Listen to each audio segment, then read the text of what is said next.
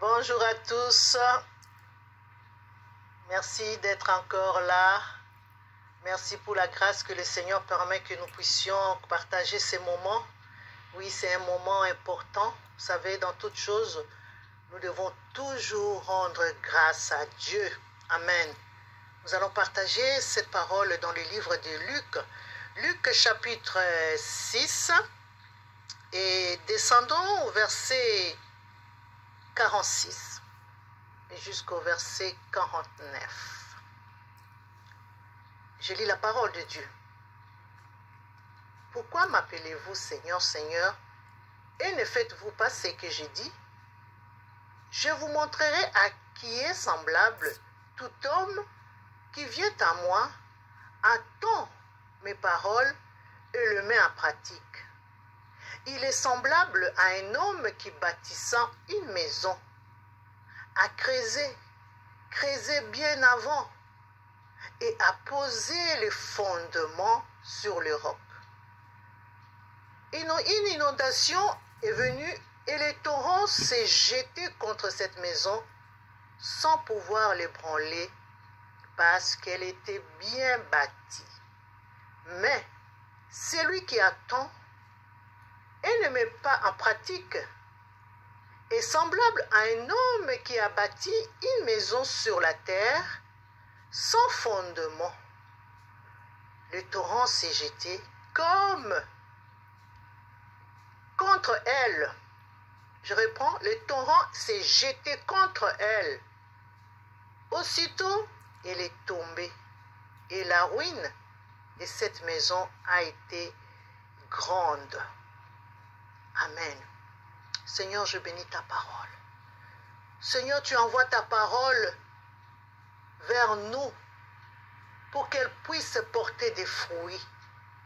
Oui, Seigneur, ne retournera pas à toi sans qu'elle puisse accomplir le dessein dans nos vies, dans la vie de mon frère, ma soeur. Nous te bénissons, Père, parce que même si nous traversons la vallée de l'ombre de la mort, tu es avec nous. Ta parole nous soutient. Ta parole nous rassure. Ta parole nous fortifie.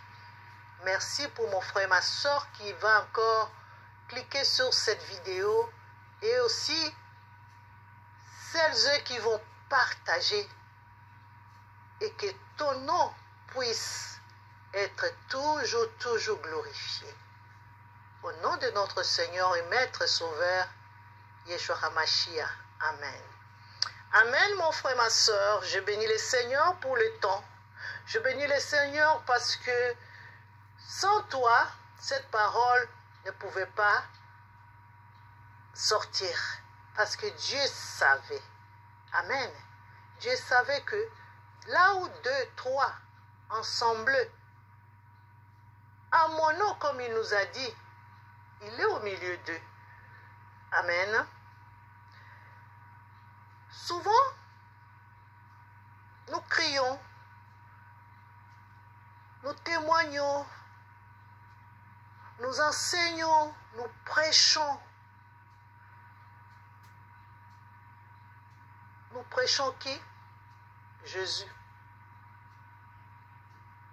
Nous prêchons Jésus qui est la parole. C'est lui la parole.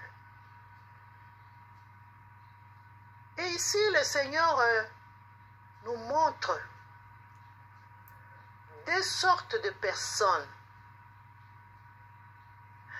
Des personnages avec des caractères différents. Nous sommes des ouvriers. Il y en a qui sont sages. Il y en a qui ne le sont pas. Cela veut dire que il y en a qui sont des insensés. Et le Seigneur nous dit, mais pourquoi ne faites-vous? Parce que je vous dis, et à chaque fois nous crions, nous prêchons, nous voyageons pour aller organiser des campagnes. Ici le Seigneur est en train de parler aux ouvriers. Nous préparons des projets. Nous faisons des campagnes d'évangélisation. Quand il nous dit que vous m'appelez Seigneur, Seigneur, cela veut dire que lui qui est la parole, c'est lui que nous prêchons. Au moment où nous prêchons, c'est à lui que nous appelons son secours, nous appelons sa main d'agir, de toucher, de libérer, de délivrer. C'est à lui que nous implorons la grâce. Mais le Seigneur nous regarde. Au-dedans de nous, dans les secrets, nous faisons le contraire de sa volonté. Et là, il nous amène. Il dit, je vais vous montrer comment se comporte la personne qui écoute sa parole, la personne qui marche selon ses directives, la personne obéissante, la personne qui craint l'Éternel. Cela veut dire que cette personne est sage. Alléluia. Le Seigneur nous dit, il est semblable à un homme sage qui a bâti sa maison. Avant de bâtir sa maison, qu'est-ce qu'il a fait? Il a pris le temps d'observer la terre. Comment était cette terre-là? Avant de construire sa maison, est-ce que je peux l'acheter? Est-ce que je peux la construire? Est-ce que il n'y aura pas des inondations au moment? À quelle profondeur? Il faut d'abord fondation. Le Seigneur nous dit, creusez, creusez. C'est-à-dire que nous devons nous bâtir, nous devons construire nos vies dans la prière. Parce que si nous nous mettons pas devant le Seigneur, pour que le Seigneur puisse nous construire, puisse nous puisse bâtir sa maison en nous. Parce que mon frère, ma soeur, nous sommes le temple de Dieu vivant. Aujourd'hui, les hommes disent, restez chez vous, confinés. C'est cette confination qu'on nous demande, mes bien-aimés, nous a séparés de nos lieux de rencontre, de nos assemblées. Et c'est là où nous devons réfléchir et dire que Dieu nous dit quelque chose. Dieu nous montre quelque chose. C'est nous qui sommes les temples de Dieu. Et ce temple doit être bien construit. Mon frère, ma soeur, si tu n'es pas ancré dans la parole, si Dieu ne demeure pas en toi, si toi tu ne demeures pas en lui, le vent va venir. Alléluia. Il dit, cette personne a creusé bien avant. Dans toutes choses, mes bien-aimés, si nous sommes prudents, si nous sommes sages, nous devrions nous préparer bien avant. Nous devrions être dans la présence de Dieu. Et Dieu devrait nous parler. Si on était à l'écoute, aujourd'hui, qu'est-ce que nous voyons? Nous, chacun de nous, c'est quoi? Chacun de nous croit que c'est lui qui est supérieur à l'autre. Celui-là, on n'a pas l'unité. Non, pas du tout. On n'a pas l'unité. Chacun pense qu'à lui. L'égoïsme est entré dans l'Église. Les armes du diable sont entrées dans l'Église. Non. Le Seigneur nous montre que un homme sage, qu'est-ce qu'il doit faire? Il doit se regarder. Avant de faire ça, avant de construire ma maison, avant d'être pasteur, avant de servir Dieu, avant de vivre ma vie, même de couple, de me marier, je dois me préparer. Je dois chercher la face de Dieu. Je dois aller loin. Je dois encore aller loin. Pourquoi? Parce qu'il y a en nous des choses, des caractères bizarres parfois. On n'est pas patient. On peut trouver un pasteur qui n'a même pas la patience. Alors que la patience, c'est un des dons de Dieu. On ne peut pas servir Dieu si on n'a pas la patience. Nous devons avoir la patience de supporter l'autre. Si on n'a pas la patience, notre Dieu, le Seigneur Yeshua, était patient. Alléluia. Nous devons creuser bien avant. Avant de faire quelque chose, il faut prendre le temps devant le Seigneur. Alléluia. La Bible nous dit, il a bien préparé tout avant. Et maintenant, il a posé les fondements dans un bon endroit, sur le roc. Tu dois connaître à qui tu as cru. Tu as cru à Jésus-Christ. Et il faut maintenant regarder ce que Jésus-Christ aime. Qui est Jésus-Christ? Il est ton modèle et c'est à lui de le suivre. Tu dois avoir ce cœur de supporter. Tu dois avoir ce cœur d'amour. Tu dois avoir ce cœur de creuser, c'est-à-dire être un homme, une femme de prière. Un homme, une femme qui reste devant le Seigneur et attendre à ce que le Seigneur va lui dire les directives qui viennent de son maître. Et quand on connaît le Seigneur et quand on est fondé sur le roc, mon frère et ma soeur, la Bible nous dit, une inondation est venue et le torrent s'est jeté contre cette maison sans pouvoir l'ébranler. Alléluia. Parce qu'elle était bien bâtie. Mon frère, ma soeur, nous voici aujourd'hui dans cette tourbillon.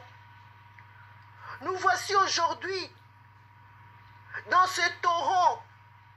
Nous voyons comment ça se jette sur nous. On a vu comment les églises sont fermées. Personne.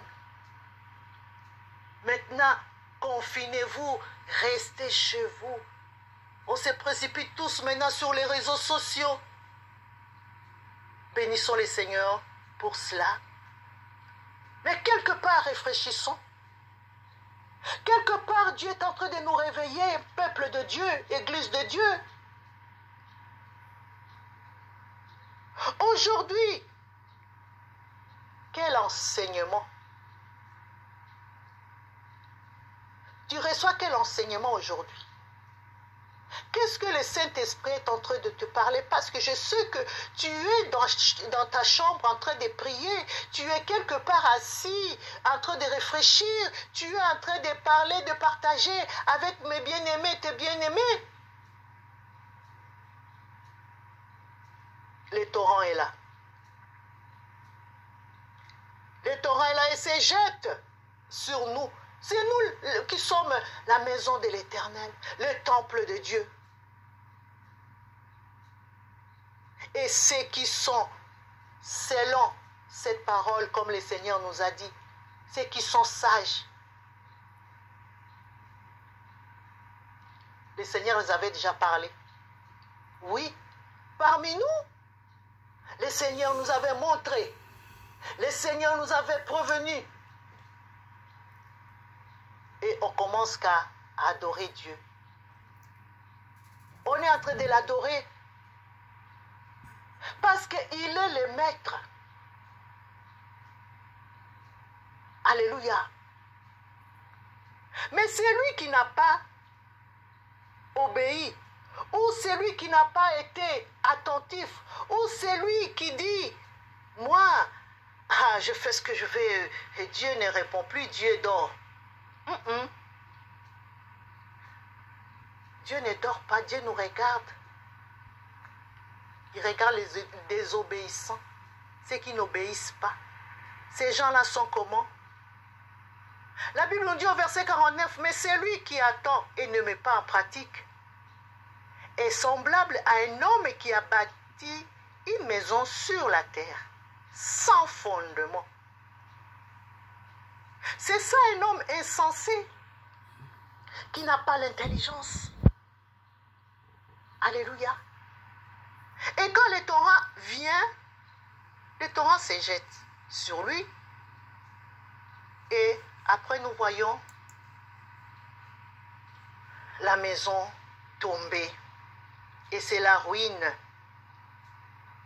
Le Seigneur nous dit, cette ruine a été grande. A été grande. Mais bien aimé, nous devons savoir que nous avons un grand Dieu. Il est souverain. Mais bien aimé, nous devons nous attacher à Dieu. Nous devons demeurer en lui. Nous devons être différents de ces gens qui ne croyaient pas. Nous devons vraiment avoir des comportements dignes de serviteurs de Dieu.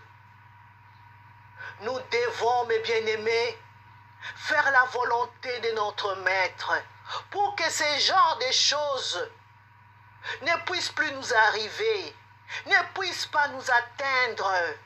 Le Seigneur est avec nous dans ces bateaux. Alléluia. Mais voilà comment nous avons peur. Oh Seigneur, oh Seigneur, oh Seigneur, le Seigneur nous regarde. Alléluia. Il voit comment nous manifestons cette faiblesse, manque de foi, désobéissance, l'orgueil, dispute, division.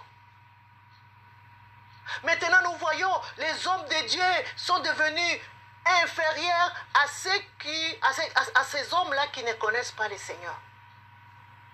C'est les gens du monde qui commandent maintenant le peuple de Dieu. C'est les hommes du monde. Ceux qui sont dans le monde, ils viennent avec leurs richesses, ils vous montrent. Maintenant, on n'a plus le temps de prier. On fait quoi? On fait que suivre les richesses de ce monde. Non. Réfléchissons. Fléchissons nos genoux. Demandons pardon.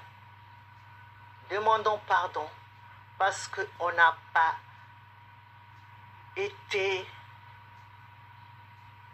captif. On n'a pas capté. Je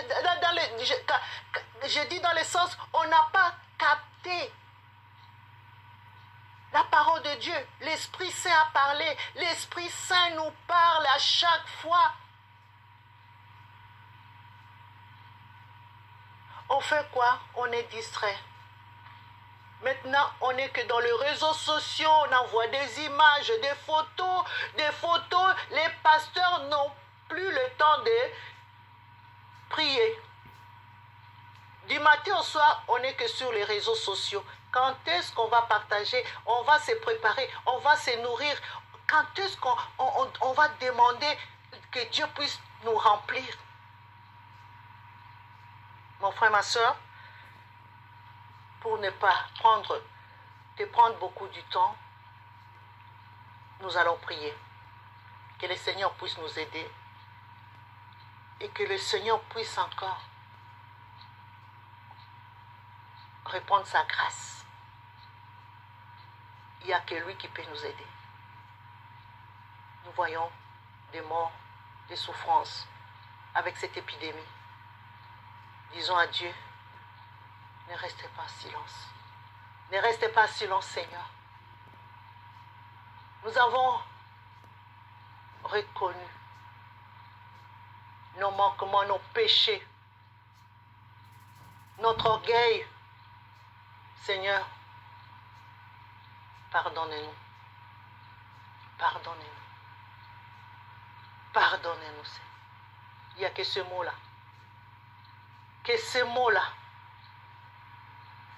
Si mon peuple, ceux qui invoquent mon nom, humilions-nous pour que nous puissions, pour que Dieu puisse arrêter. Pour que Dieu puisse arrêter cette épidémie. Il est capable, il est Dieu. Il a fait avec nos ancêtres dans la Bible. Il va le faire aussi avec nous. Seigneur notre Dieu, nous te prions.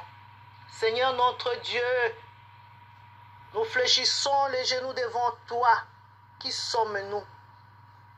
Père, nous avons péché contre toi. Tu as vu notre orgueil. Seigneur, nous n'avons pas été sages. Chacun de nous a voulu faire sa volonté. Nous avons abandonné ta parole. Nous avons abandonné ton chemin. Nous avons abandonné la vision que tu nous as donnée.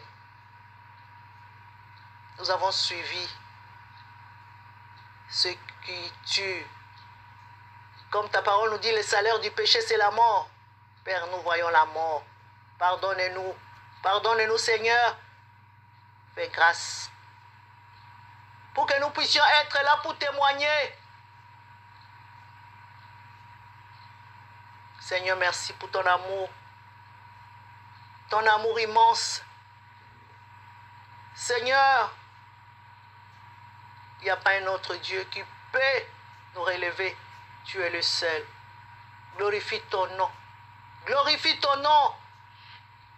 Pour que le monde voie que tu es un Dieu compatissant, là, en colère, riche en bonté. Merci pour ton esprit qui nous aide et nous aidera encore de nous relever, de ne plus se détourner de ta parole et de comprendre qu'à chaque fois, nous crions à toi, nous t'appelons Seigneur, Seigneur, c'est pour faire ta volonté. C'est pour faire ta volonté. C'est pour faire ta volonté. Merci Seigneur pour ton amour qui est dans ta parole, qui se libère dans nos cœurs. Je reçois ton amour, Père. Au nom de Jésus, mon Seigneur et mon Maître. Amen, amen, amen. Soyons bénis tous et que la paix du Seigneur soit avec nous. Ceux qui sont malades, que la main de Dieu soit sur eux et les guérisse maintenant, au nom de Jésus. Que ceux qui sont dans des difficultés financières, Seigneur, ta main n'est pas courte. Seigneur, tu peux tout. Au nom de Jésus. Amen.